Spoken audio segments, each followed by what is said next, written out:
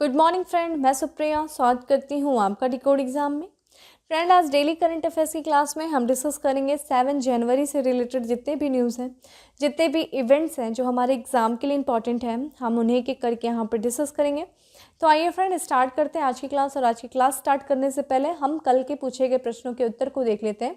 कल हमने आपसे प्रश्न किया था कि राष्ट्रीय जलमार्ग 2 जो है वो किस नदी पर स्थित है। तो इसका करेक्ट आंसर हो जाएगा ब्रह्मपुत्र नदी पर स्थित है।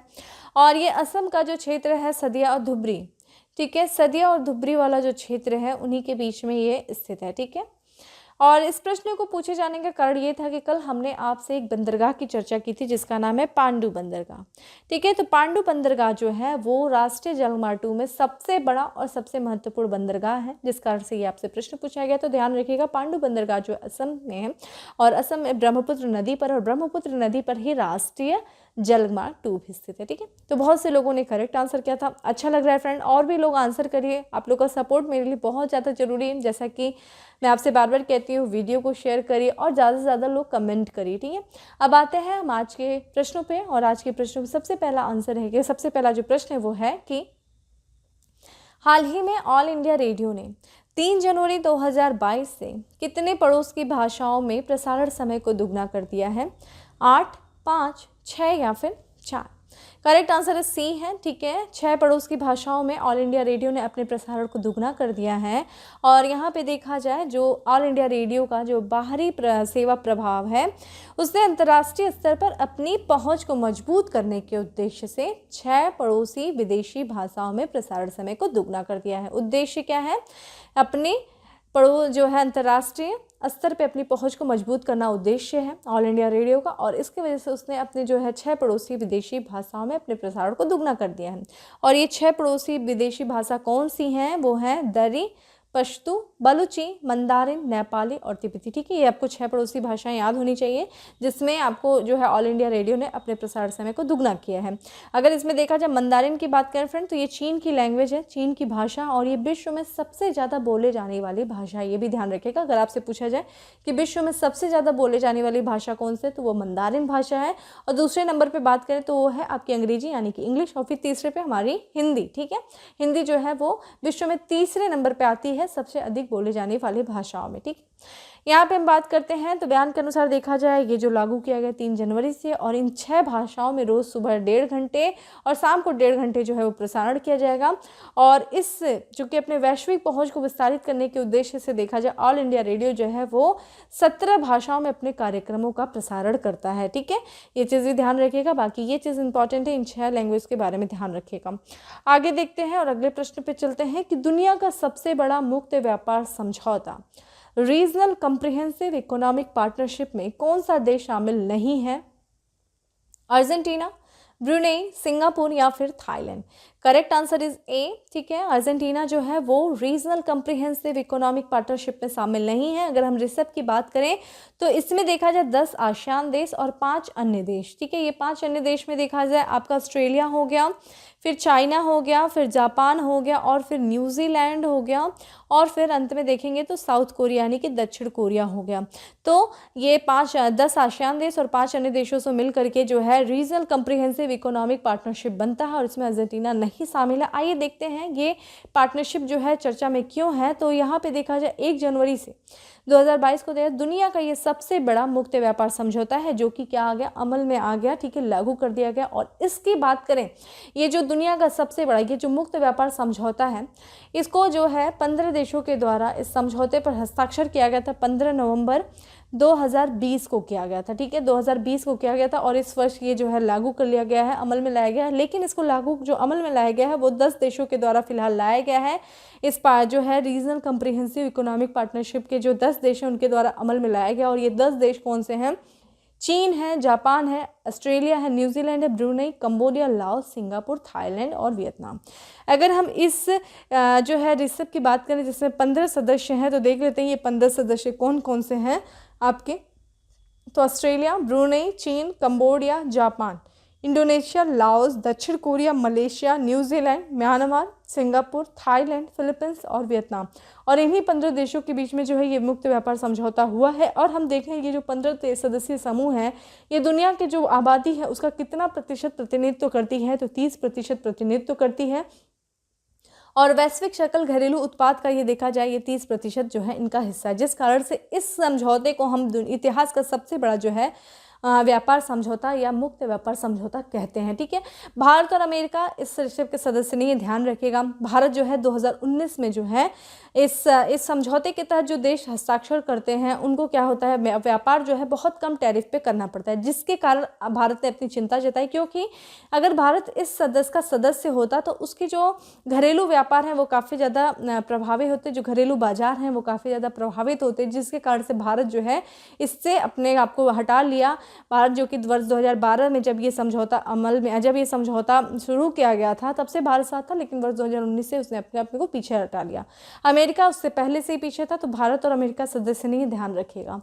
अब आते हैं अगले प्रश्न में कि निम्नलिखित में से किसके द्वारा छात्रों को सर्वोत्तम विकसित एडटेक समाधान और पाठ्यक्रम प्रदान करने के लिए NIT 3 लॉन्च किया गया है?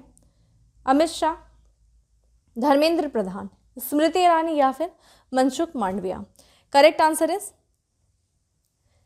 बी। ठीक है, शिक्षा मंत्री धर्मेंद्र प्रधान जी के द्वारा देखा जाए तो NIT चरण 3 को लॉन्च किया गया है। और यहाँ पे देखा जाए शिक्षा मंत्री और कौशल विकास मंत्री धर्मेंद्र प्रधान ने प्रौद्योगिकी के लिए राष्ट्रीय शैक्षणिक सहयोग national education alliance for technology, NIT का आपको फुल फॉर्म ध्यान होना चाहिए, national education alliance for technology के तीसरे चरण की शुरुआत की है। और ये जो किसकी भागीदारी के साथ जो है इस कार्यक्रम को घोषणा किया गया है, तो अखिल भारतीय तकनीकी शिक्षा परिषद की भागीदारी के साथ इस कार्यक्रम की घोषणा की गई है।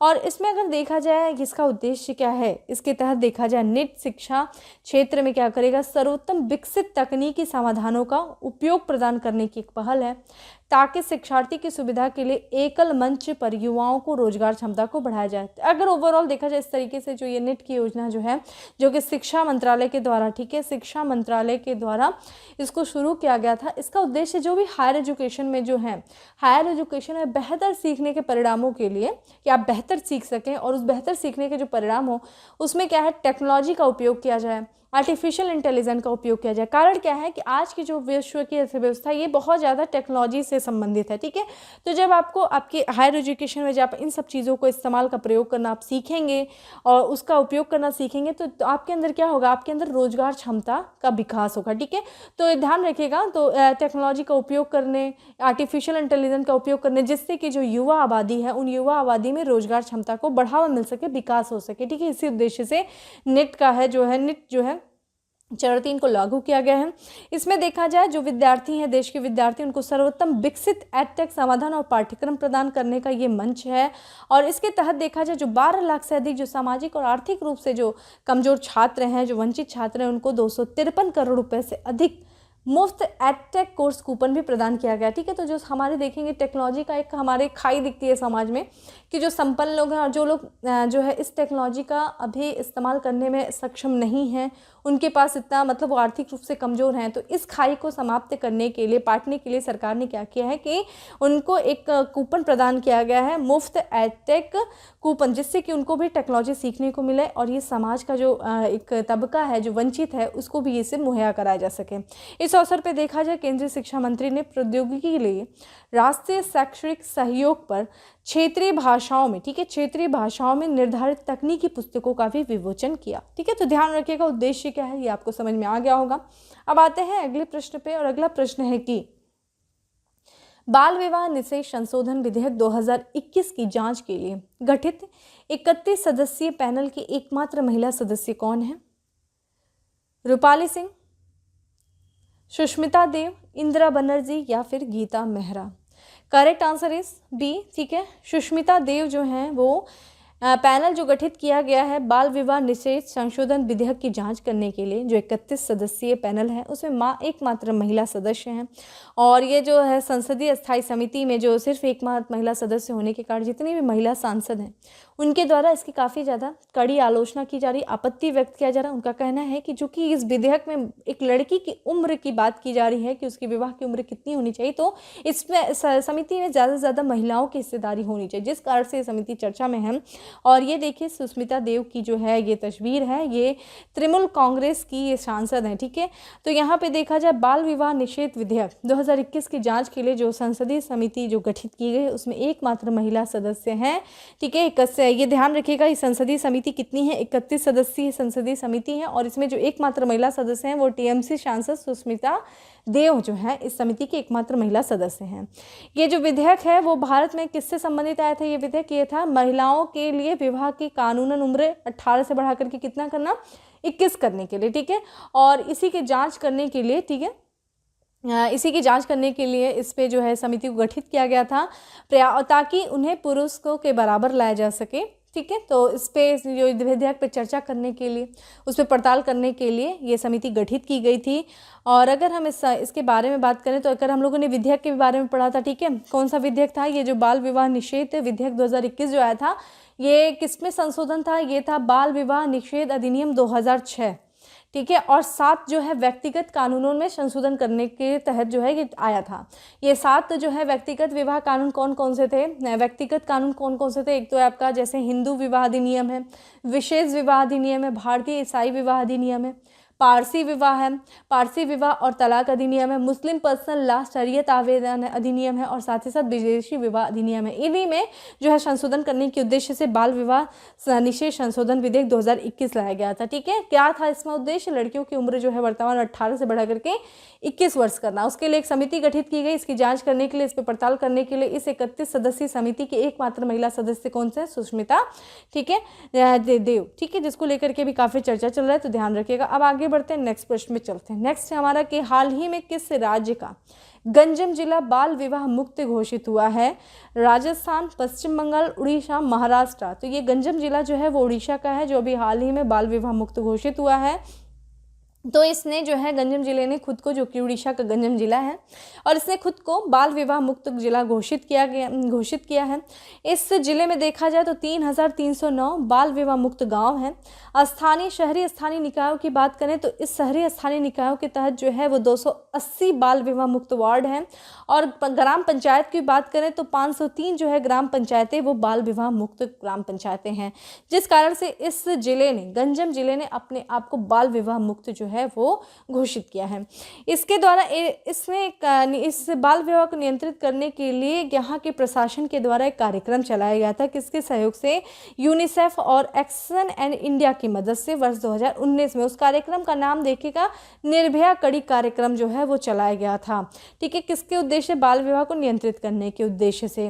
और इस कार्यक्रम के तहत जो ये समाज में जो कुरीति है, बाल विवाह की कुरीति, उस कुरीति को समाप्त करने के लिए स्थानीय स्तर पर लोगों को जागरूक किया जा रहा था, ठीक है। तो जागरूकता पैदा करने के लिए पंचायत और वार्ड स्तरीय टास्क फोर्स का गठन किया गया था और इसमें ये बहुत सफल रहे। देखिए ये सब जो डेटाज होते हैं, ये सब जो एग्जाम्पल होते हैं ना, जब आप आंसर लिखते हैं तो ये सब वहाँ पे मेंशन कर सकते हैं कि अगर आपसे सरकार पूछे कि या प्रश्न आता है आयोग की तरफ से कि बाल विवाह को समाप्त करने के लिए कौन कौन से जो है प्रयास किए जा सकते हैं, आप कुछ अपने बारे में, मतलब आप अपने कुछ उदाहरण से समझाइए इस चीज़ को। तो आप वहाँ पे एक एग्जाम्पल गंजम गांव का भी लिखा, गंजम जिला का एग्जाम्पल आप डाल सकते हैं कि अभी हाल फिलहाल में उड़ीसा के गंजम जिले ने अपने स्तर से प्रयास किया, किस तरीके से यूनिसेफ और एक्शन एंड इंडिया की मदद से वहाँ पे स्थानीय लोगों को जागरूक करने का प्रयास किया, तो वो काफ़ी सफल रहा। इसी तरीके से अन्य क्षेत्रों में अगर इस तरीके का प्रयास किया जाए तो बाल विवाह जैसी जो कुरीतियाँ हमारे समाज में व्याप्त हैं उनको समाप्त किया जा सकता है, ठीक है। तो ये सब आपके आंसर फ्रेम में बहुत मदद कर सकता है। तो ये सारी चीज़ें ना पॉइंट आउट कर लेकर, नोट डाउन कर लेकर अपने नोट्स में, ठीक है। आगे बढ़ते हैं और उससे पहले देख लेते हैं, चूंकि उड़ीसा के बारे में चर्चा हुई है, तो उड़ीसा जिसकी राजधानी फ्रेंड क्या है, भुवनेश्वर है, ठीक है, भुवनेश्वर है। और यहाँ के जो मुख्यमंत्री हैं वो हैं नवीन पटनायक जी हैं और यहाँ के गवर्नर जो हैं वो गणेशी लाल हैं, ठीक है। और यहाँ पे राज्यसभा की जो सीटें हैं वो 10 हैं, लोकसभा की सीटों की बात करें तो वो 20 हैं। अगला है हमारा कि हाल ही में 5 देशों ने परमाणु हथियारों के प्रसार को प्रतिबंधित करने के लिए एक संयुक्त वक्तव्य अपनाया है।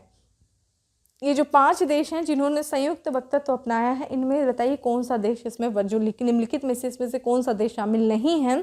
तो रूस, Britain, France, Germany. Correct answer is D, ठीक है, जर्मनी नहीं है। और ये 5 देश कौन है? जो संयुक्त राष्ट्र सुरक्षा परिषद के जो 5 अस्थायी सदस्य देश हैं, जिसे हम P5 कहते हैं, ठीक है। ये इन 5 देश हैं जिनके द्वारा जो है परमाणु हथियारों के प्रसार को प्रतिबंधित करने के लिए एक संयुक्त वक्तव्य अपनाया गया है। तो यहाँ पे देखा जाए 5 देश कौन से हैं? अमेरिका है, रूस है, ब्रिटेन है, फ्रांस है और चीन है। इन 5 देशों की बात करें तो इन्होंने परमाणु हथियारों के प्रसार के साथ परमाणु युद्ध को रोकने पर सहमत हो गए हैं। इन्होंने रूस में एक संयुक्त वक्तव्य जारी किया है और उस वक्तव्य के अनुसार देखा जाए ये जो 5 महाशक्तियां हैं P5 जो हैं वो विश्व में सुरक्षित माहौल कायम करने के उद्देश्य से सभी देशों को साथ लेकर चलने और परमाणु युद्ध जैसी स्थिति को रोकने में अपनी प्राथमिक जिम्मेदारी जो है वो मानते हैं। इनका मानना है इन्होंने जो है इन 5 देशों ने देखा जाए पहली बार परमाणु युद्ध छिड़ने से रोकने और हथियारों की दौड़, ध्यान रखिएगा, हथियारों की दौड़ से बचने पर संयुक्त बयान जो है जारी किया है। क्योंकि आप जानते हैं ये 5 जो देश हैं वो परमाणु संपन्न जो है देश हैं और साथ ही साथ एक दूसरे के जो परमाणु हथियारों का उपयोग एक दूसरे पे नहीं करने का इन्होंने संकल्प जो है जताया, ठीक है। उन्होंने जो है साझा बयान में ये भी कहा है कि कोई भी देश जो है वो परमाणु युद्ध नहीं जीत सकता, इसलिए ऐसे हथियारों के प्रसार को रोका जाना चाहिए। और इन्होंने एक काम किया, इसी पे ये लोग सहमत हुए हैं और वक्तव्य जो है एक बयान जो है इन्होंने जारी किया है, ठीक है। तो ये चीज़ ध्यान रखिएगा 5 देश कौन से। अगला है हमारा, हाल ही में प्रधानमंत्री नरेंद्र मोदी ने किस राज्य में स्थित महाराजा वीर विक्रम हवाई अड्डे के नए एकीकृत टर्मिनल भवन का उद्घाटन किया है? Tripura, Manipur, Andhra Pradesh, Punjab. Correct answer is A, Tripura में स्थित है ये नया जो है, माफ़ करिएगा, यहाँ पे महाराजा वीर विक्रम हवाई अड्डे का जो नया एकीकृत टर्मिनल भवन है और ये प्रधानमंत्री नरेंद्र मोदी जी ने देखा जाए अगरतला, ठीक है, जो कि त्रिपुरा की राजधानी अगरतला में स्थित है, ये महाराजा वीर विक्रम हवाई अड्डे के नए एकीकृत टर्मिनल भवन का उद्घाटन किया है। और इसी के साथ साथ प्रधानमंत्री ने कुछ अन्य योजनाओं का भी इन्होंने शुभारंभ किया, जिसमें से देखा जाए मुख्यमंत्री त्रिपुरा ग्राम समृद्धि योजना, विद्या ज्योति विद्यालयों के लिए मिशन प्रोजेक्ट 100 जैसी कुछ प्रमुख पहलों का भी उन्होंने शुभारंभ किया। इस टर्मिनल की बात करें तो ये लगभग 30,000 वर्ग मीटर क्षेत्र में ये फैला हुआ है, वीर विक्रम हवाई अड्डा। इसमें देखा जाए ये हवाई अड्डा एडवांस फैसिलिटी से लैस है और इसमें latest I network integrated system का भी सपोर्ट है, ठीक है। चूँकि अगर इसकी लोकेशन देखा जाए तो ये बांग्लादेश से ये जो राज्य की निकटता और दक्षिण पूर्व एशिया देशों तक पहुंच के कारण इस टर्मिनल का उद्घाटन को अंतर्राष्ट्रीय हवाई अड्डे के रूप में संचालन के लिए पहला कदम माना जा रहा है, ठीक है। नॉर्थ ईस्ट में आप देखेंगे तो अंतर्राष्ट्रीय हवाई अड्डे के रूप में, चूँकि अंतर्राष्ट्रीय हवाई अड्डा है, इससे आपका नॉर्थ ईस्ट में भी जो है खासकर दक्षिण एशियाई देशों के साथ भी संपर्क को है सुनिश्चित किया जा सकता है। जैसा कि आप यहाँ पे देखें नॉर्थ ईस्ट का ये मैप है, ये 7 सिस्टर्स है और हमें यहाँ पे देखने को मिलता है त्रिपुरा, ठीक है। त्रिपुरा जो कि इसकी जो सीमा देखिए बांग्लादेश से लग रही है, तो यहाँ पे बांग्लादेश, जहाँ पे इसकी राजधानी देखिए अगरतल्ले में किया गया, तो देखिए एकदम बॉर्डर पे ही है, बांग्लादेश के बॉर्डर पे अगरतला है, वहीं पे इस जो है हवाई अड्डे का जो है निर्माण किया गया, विक्रमवीर हवाई अड्डे का उद्घाटन शुभारंभ किया गया है प्रधानमंत्री जी द्वारा। तो ये चीज़ ध्यान रखिएगा। और यहाँ पे देखिए जो त्रिपुरा जो है अपनी लोकेशन को, एक अंतर्राष्ट्रीय जो है इसकी सीमा लगती है बांग्लादेश से, दूसरी देखा जाए मिजोरम से लगती, तीसरी देखा जाए असम से लगती, ठीक है। ये चीज़ ध्यान रखिएगा। त्रिपुरा जिसकी राजधानी हम लोगों ने अगरतला की बात किया, यहाँ के जो CM है उनका नाम है बिल्ल, ठीक है, बिल्ल कुमार देव जो है वो यहाँ के चीफ मिनिस्टर हैं। और यहाँ के गवर्नर की बात करें तो सत्यदेव नारायण आर्य जो है वो यहाँ के गवर्नर हैं। और यहाँ लोकसभा और राज्यसभा की सीटों की बात करें तो राज्यसभा की सीटें जो हैं वो 1 हैं, लोकसभा की सीटों की बात करें तो वो 2 हैं, ठीक है। आगे बढ़ते नेक्स्ट प्रश्न पे चलते हैं कि किस देश में अधिकांश फलों और सब्जियों की प्लास्टिक पैकेजिंग पर प्रतिबंध लगाने वाला एक नया कानून 1 जनवरी 2022 को लागू हुआ है? Britain, France, America, New Zealand. Correct answer is B है, ठीक है। फ्रांस में ये जो है 1 जनवरी 2022 से जो है एक कानून लागू किया गया है। इस कानून के तहत देखा जाए तो फ्रांस ने 1 जनवरी 2022 से एक ऐसा कानून जो है लागू किया है जिसके तहत जहाँ वहाँ के जो फल हैं, वहाँ की जो सब्जियाँ हैं, उनमें प्लास्टिक पैकेजिंग पर पूरी तरीके से प्रतिबंध लगा दिया गया। अब उनकी जो पैकेजिंग होगी वो प्लास्टिक से नहीं की जाएगी। इसका उद्देश्य देख लीजिए, डिस्पोजल प्लास्टिक को चरणबद्ध तरीके से समाप्त करना ही इसका उद्देश्य है। तो जिस तरीके से पर्यावरण प्रदूषण है, और हमने देखा है कि किस तरीके से हर देश जो है वो अपने अपने स्तर से हर तरीके से प्रयास कर रहे हैं इस प्रदूषण को समाप्त करने का, जिसमें फ्रांस ने ये स्टेप उठाया है कि वहाँ की जो पैकेजिंग होती थी फलों और सब्जियों की, उन प्लास्टिक पैकेजिंग को पूरी तरीके से प्रतिबंधित कर दिया। ठीक है, फ्रांस की राजधानी फ्रेंड कहाँ पे है? ये फ्रांस की राजधानी पेरिस है। कमेंट बॉक्स में आंसर करिए कि फ्रांस की राजधानी पेरिस जो है वो किस नदी पर स्थित है। ठीक है, और वर्ष 2024 का जो है ओलंपिक वो किस देश में होने वाला है? और यहाँ की करेंसी की बात करें फ्रांस की, जो वो है यूरो। और यहाँ के जो राष्ट्रपति हैं उनका नाम है एमुनुएल मैक्रोन, जो है वो यहाँ के राष्ट्रपति हैं। ठीक है, आगे बढ़ते हैं और हम अपने अगले प्रश्न पे चलते हैं कि हाल ही में किस राज्य में 2 पौधों की प्रजातियाँ फिम्ब्रिस्टाइलिस सुनीली और नैनोटिस प्रभुई की खोज की गई है? पश्चिम बंगाल, असम, केरल, उड़ीसा। करेक्ट आंसर इस सी है, केरल में यह जो है नई प्रजातियों की खोज की गई। चूँकि ये पश्चिम वाला क्षेत्र है, पश्चिमी घाट जो है वो जैव विविधता संपन्न क्षेत्र, वहाँ पे आए दिन जो है नई नई प्रजातियों की हमें खोज की जाती है, नई नई प्रजातियाँ वहाँ पे मिलती हैं, देखने को मिलती हैं। तो 2 नई प्रजातियाँ पौधों की मिली हैं। तो जो यहाँ के शोधकर्ताओं ने देखा जाए, केरल का जो है तिरुवनंतपुरम और वायनाड जो जिला है वहाँ पे फैले जैव विविधता संपन्न पश्चिमी घाट क्षेत्रों में 2 नई पादप प्रजातियों की खोज की गई है। और ये 2 नई पादप प्रजातियों का नाम क्या है?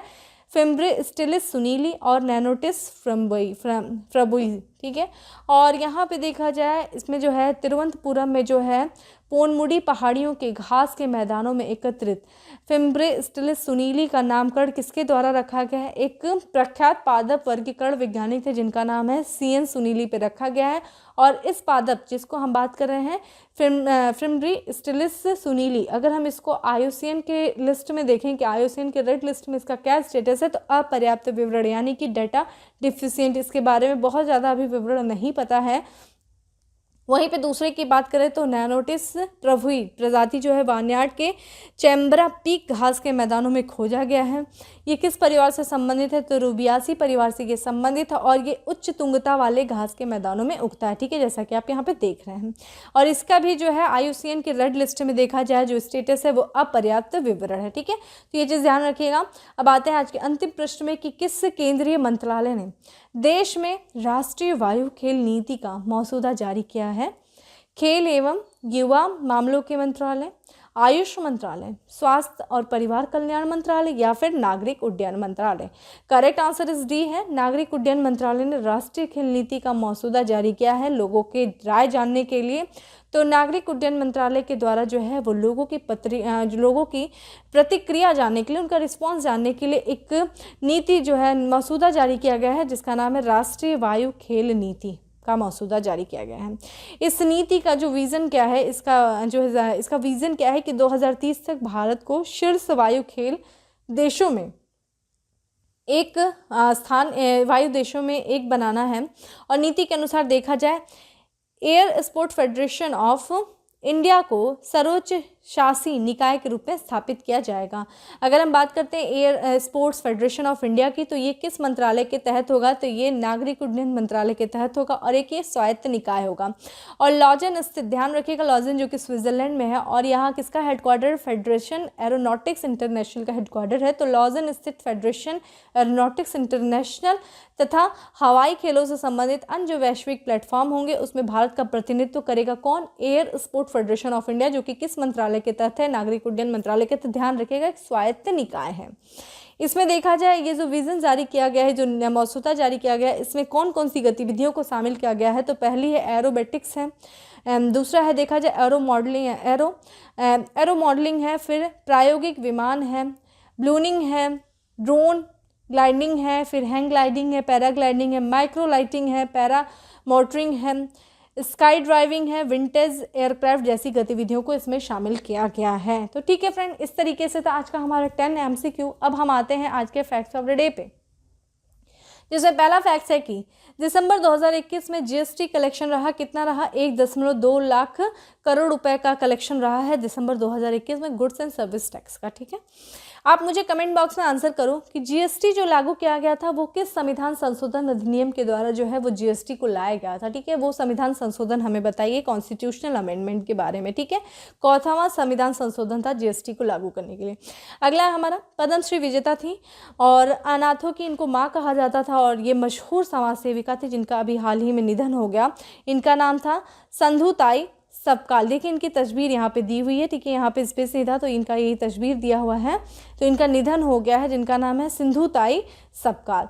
ठीक है, फोटो पत्रकारिता श्रेणी में रामनाथ गोयनका पुरस्कार प्राप्त किया है। किसने किया है? जिशान ए लतीफ़ ने जो है फोटो पत्रकारिता श्रेणी में रामनाथ गोयनका पुरस्कार प्राप्त किया है।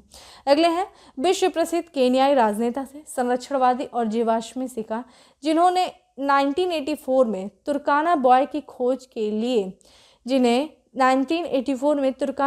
खोज के लिए महान पैलियोथ्राम्पोलॉजिस्ट को दिया जाता है, जिसके कारण यह साबित होता है कि मानव जाति अफ्रीका में विकसित हुई का निधन हो गया। यहाँ पे देखिएगा तो यहाँ पे जो प्रसिद्ध केन्या राजनेता से संरक्षणवादी थे इनका भी निधन हो गया जिनका नाम है रिचर्ड लिकी। ठीक है, रिचर्ड लिकी नाम था।